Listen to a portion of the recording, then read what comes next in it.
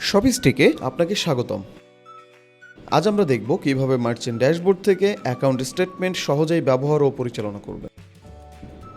এই মডিউল দিয়ে আপনি আপনার নির্দিষ্ট ব্যাংক অ্যাকাউন্টে নির্ধারিত সময়ের মধ্যে সমস্ত লেনদেনের বিস্তারিত হিসাব দেখতে পারবেন।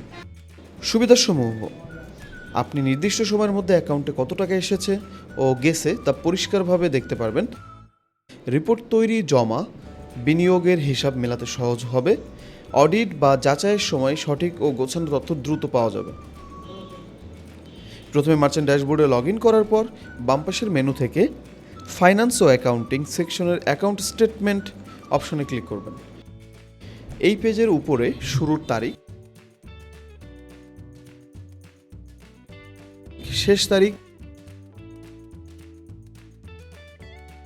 এবং ব্যাংক অ্যাকাউন্ট সিলেক্ট করে সেভ করুন বাটনে ক্লিক করবেন। তারপর অ্যাকাউন্ট স্টেটমেন্ট তৈরি হয়ে নিচে প্রদর্শিত হবে।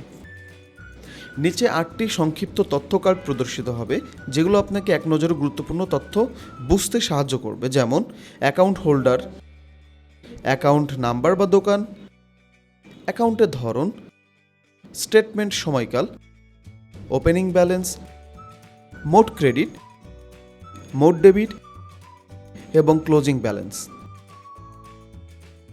এই কার্ডগুলোর নিচে একটি টেবিল প্রদর্শিত হবে, যেখানে বিস্তারিত লেনদেনের রেকর্ড থাকবে, যেমন রেফারেন্স, ক্যাটাগরি, বিবরণ, পরিমাণ, ব্যালেন্স, লেনদেনের ধরন এবং তারিখ। এই মডিউলে নতুন রেকর্ড যোগ, এডিট বা ডিলিট করার কোনো অপশন নেই। এটি শুধুমাত্র পূর্বে রেকর্ডকৃত লেনদেনের ভিত্তিতে অ্যাকাউন্ট স্টেটমেন্ট দেখার জন্য।